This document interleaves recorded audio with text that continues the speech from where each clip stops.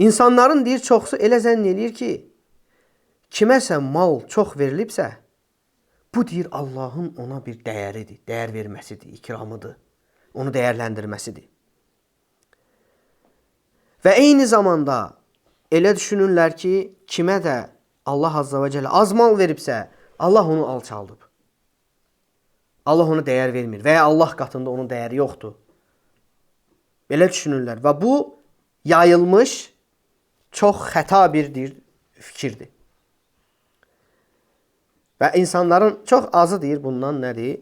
Salamat qalır bu fikirdən. Bax Allah Azza və Cəllə Fəcr surəsində nə buyurur?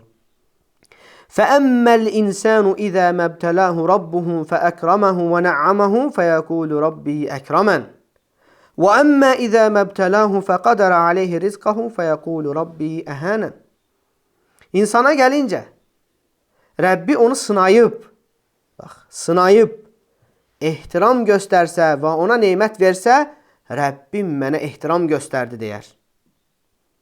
Amma onu sınayıb, sınayıb, ruzisini azaltsa, Rəbbim məni alçaltdı deyər. Bu cür zənn edirdir insanlar. İnsanların zənni bu üzrədir. Və növbəti ayda Allah Azza və Cəllə buyurur, Kəllə, xeyr, əlbəttə belə deyil. İnsanların zənn etdiyi kimi deyil. Əksinə, kimə ki Allah Azza və Cəllə bol ruzu verər, dünyanı onun üçün genişləndirər, Allah Azza və Cəllə onu imtihana çəkmiş olar. O zənginliyi ilə onu imtihana çəkmiş olar. Və eləcə də kimi ki Allah Azza və Cəllə fəqirliklə onun malını azaldar, ona kasıblıq üz verərsə, o da bu kasıblıqla ibtila olunar, imtihan olunar, sınayar Allah Azza və Cəllə. Yəni bu dünya başdan ayağa imtihan dünyasıdır. Və burada olan hər bir şey imtihana aiddir. Zənginlik fitnədir, imtihandır. Kasıblıq da fitnədir və imtihandır. Və ona görə deyir, səhih sünnədə gəlir ki, Peyğəmbər sallallahu aleyhi ve sellem bu ikisindən də Allaha sığınıb. İkisindən də Allaha sığınıb. Bax, buyurur ki Peyğəmbər sallallahu aleyhi ve sellem, Allahümme inne a'udhu bike min fitnetil ghina ve a'udhu bike min fitnetil faqr. Allahım, zənginlik fitnəsindən sənə sığınıram. Allahım, kasıblıq fitnəsindən də, yoxsulluq fitnəsindən də sənə sığınıram. Bax, ikisini də fitnə adlandırdı. Ravahül Buxari. Buxari rəvayət edib bu hədisi. İkisini də fitnə adlandırdı Peyğəmbər sallallahu aleyhi və səlləm. Bu da fitnədir, o da fitnədir. Zənginlik də fitnədir, kasıblıq da fitnədir. Zənginlik də imtihandır, kasıblıq da imtihandır. Və müvəffəq olan mömin qul isə deyir, bu iki imtihanın ikisindən də qurtulandır. Mömin qul, müvəffəq olan qul, bu iki imtihanın ikisindən də qurtulur. Necə ki Peyğəmbər sallallahu aleyhi və səlləm başqa hədisdə buyurur, Acəbən li əmril mümin, İnnə əmrəhu kulləhu xayr, və leysə zəkə li əhədin illə lil mümin. Möminin işi deyir, halı necə də təəccüblüdür. Onun bütün işi xeyirdir. Möminin bütün işi xeyirdir. Və deyir, bu ancaq möminə aiddir. Bütün işi xeyir olması ancaq möminə aiddir. İn asabətu sarra'u şəkər fəkənə xayran ləh. Və in asabətu darra'u sabar fəkənə xayran ləh. Əgər deyir, onun başına onu sevindirən hər hansı bir neymət baş verərsə, şükür eləyər və bu deyir, onun üçün xeyir olar. Əksinə, onun başına bir sıxıntı gəlsə, bir bəla gəlsə, müsibət gəlsə, səbr eləyər. Bu da onun üçün deyir, xeyir olar. Bu hədisi də Müslim rəvayət edib, rahiməhullah. Və deyir, bu ancaq mömin üçündür. Bu müvəffəq olan mömin hər bir halda bu iki imtihandan da qurtulan insandır. Əgər deyir, möminin başına hər hansı bir sevindirici bir hal baş verərsə və şükür eləyər, şükür edənlərin mükafatını alar. Başına bir müsibət gəlsə, bir sıxıntı gəlsə, səbr eləyər, səbr edənlərin mükafatını alar. Hər bir halda nə eləyər? Bu imtihandan salamat çıxar. Allah bizləri də onlardan etsin. Çünki biz bundan qaçış yolu yoxdur, qardaşlar. Bu iki fitnənin ikisindən birinin içərisindəyik. Elə bir insan yoxdur ki, bunlardan ikisinin birinin içində olmasın. Ya bundadır, ya bunda. Ya fəqirlik, yoxsulluq, sıxıntı, yetməzlik sıxıntısı çəkir. Ya da əlhəmdülillah Allah ona bol ruzi verib rahatlıq içindədir. İkisindən biri. Ona görə bu fitnələr elə bizə aiddir. Bu iki fitnə də bizə aiddir. Allah Azze ve Celle bizləri bu iki fitnədən də qurtulanlardan etsin. Qorunanlardan etsin. Allah Azze ve Celle bizə bir nemət bəxş etdikdə şükr edib, şükr edənlərin savabını əldə etməyə bizləri müvəffəq eləsin. Və bir başımıza bir sıxıntı gəlsə, Allah bizi gücümüz çatmayan şeylə yükləməsin, yükləmir də. Onda da səbr edib, səbr edənlərin mükafatını əldə eləməyə müvəffəq eləsin. Və baxın qardaşlar, və qulun bu məsələni deyir gerçəkləşdirməsi, daimi möhtaçlıq duymaq. Yəni, daim qulun Allaha möhtaçlıq duyması, bunu gerçəkləşdirməsi, bu hal üzrə yaşaması qulluğun deyir, əsasıdır. Qulluğun əsasıdır, ibadətin özəyidir, ruhudur, deyir. İnsan yəqin bir şəkildə etiqad etməlidir ki, daim qəlbi buna bağlı olmalıdır ki, o Allaha möhtacdır. Hətta zənginliyin ən zirvəsində olsa belə, bilməlidir ki, o hər an Allaha möhtacdır. Bax, bir var ki, müəyyən məqamlarda dara, sıxıntıya düşəndə və s. Yox, hər an bu ehtiyac, həmən bu qulun Rəbbinə olan ehtiyacı onun zatı bir sifətidir. Qulun zatı bir sifətidir. Yəni, sən varsansa, Allaha olan möhtaclıq da sənlə bərabərdir. Sən daim Allaha möhtacsan. Kasıb olsan da, zəngin olsan da, xəstə olsan da, sağlam olsan, nə istəyirsən ol, o ehtiyaclıq səndən heç vaxt ayrılmır. Sən Allaha qarşı möhtacsan. Və bunu sən dərk etməlisən. Məsələ orasındadır ki, bunu çox insan dərk etmir. İnsan, müvəffəq olan insan, mömin budur ki, sən bunu dərk edəsən və bu hal üzrə yaşayasan, hər bir halında Allaha möhtac olduğunu anlayasan. Hər bir şeyin Rəbbi Allahdır. Bütün məxluqatın Rəbbi Allahdır. Onların sahibidir, malikidir, hökümdarıdır. Və sənin sahib olduğunun da sahibi Allahdır. Sənin də sahibin Allahdır. Əslində insan heç bir şeyə sahib deyil. Bəzi məsələlər ona müvəqqəti, bax görsən, imtihan, sınaq olaraq ona verilib və ona görə də sorğu-sual olunacaq. Yəni mütləq sahibi deyil. Ona görə öldü insan, görsən o mirası digərlər arasında paylaşdırılır. Özü isə nədir? Sadəcə kəfənlə bu dünyadan keçir. Keçir gedir. Yəni heç nə qalmır insana. Bu dünyada heç kim demir ki, bu filankəsin malı da dəyməyin. Ölüb gedib, amma malı burada qalsın. Yox, bunu dəyməyin, bu filankəsin malıdır. Elə bir şey yoxdur. Ya Beytülmala gedir, ya onun mirasçılarının arasında, varislərin arasında paylanılır. Sənin deyil, müvəqqətidir. Allah sənə vermişdi, imtihan üçün nə qədər verir versin. Və sən öldün, aldı səndən Allah. Allah alır onu, başqalarına verir. Sən isə gedirsən haqq hesabına.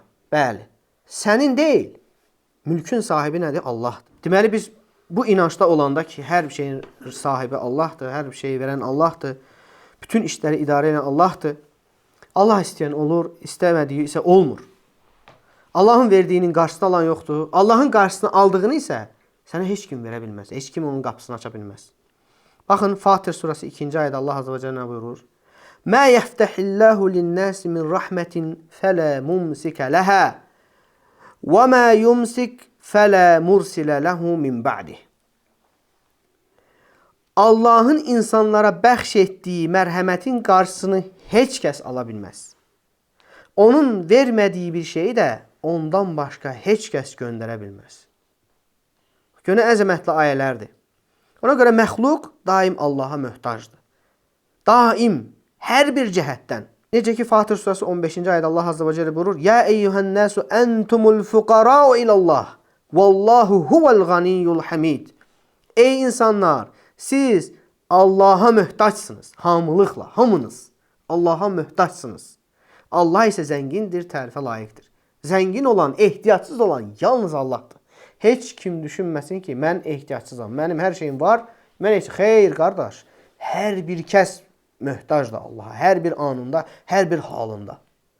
Yalnız ehtiyatsız olan Allahdır. Heç kəs Allaha olan ehtiyacından ayrıla bilməz. Heç kəs. Sən daim Allaha möhtacsan. Bax, başqa bir hədisdə, qudsi bir hədisdə Allah Azza və Cəllə belə buyurur. Ya ibadi, ey mənim qullarım, kullukum dallun illə mən hədəytuhu. Sizin hamınız azmısınız. Ancaq mənim hidayət etdiklərimdən başqa. Fəstəhduni əhdikum. Məndən hidayəti istəyin, mən sizə hidayət edeyim. Ya ibadi, ey mənim qullarım, kullukum cai'un illə mən ət'amtuhu. Sizin hamınız açsınız. Ancaq mənim yedirtdiklərimdən başqa. Fəstət'umuni ut'imkum. Məndən sizi yedirməmi istəyin. Mən də sizi yedizdirim. Ya ibadi, kullukum arin illə mən kəsəvtuhu. Ey mənim qullarım, siz hamınız çılpaqsınız. Ancaq mənim geyindirdiklərimdən başqa.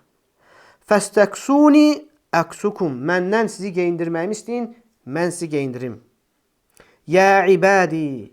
Bu qudsi hədisin bu sonundakı bu əzəmətli cümləyə baxın qardaşlar, fikir verin. Ya ibadi, ey mənim qullarım, innakum tuxti'una bil-leyli ven-nahar və ana aghfiruz-zunuba cemi'a. Fəstəğfiruni aghfir lakum. Və siz bu şeylər sadalayandan sonra Allah Azze ve Celle buyurur ki, siz gecə və gündüz günahlar işləyirsiniz. Gecə və gündüz xətalar edirsiniz. Mən isə bütün günahları bağışlayıram. Məndən bağışlanma diləyin, mən sizi bağışlayayım. Baxın, bu əzəmətli qudsi hədisə baxın. Yəni, hər bir halda, hər bir ehtiyacımızı biz Allahdan istəməliyik. Allah Azze ve Celle əmr edir ki, biz ondan istəyək. Hidayəti ondan istəyək, yeməyi ondan istəyək, geyimi ondan istəyək. Günahlarımızın bağışlanmağını Allahdan istəyək. Hamısını Allahdan istədir. Onsuz da bunları sənə ondan başqa verən yoxdur. Yalnız Allahdır. Sən bunu bilsən də, bilməsən də, sən bunun şükrünü etsən də, etməsən də, qədrini, dəyərini bilsən də, bilməsən də verən Allahdır.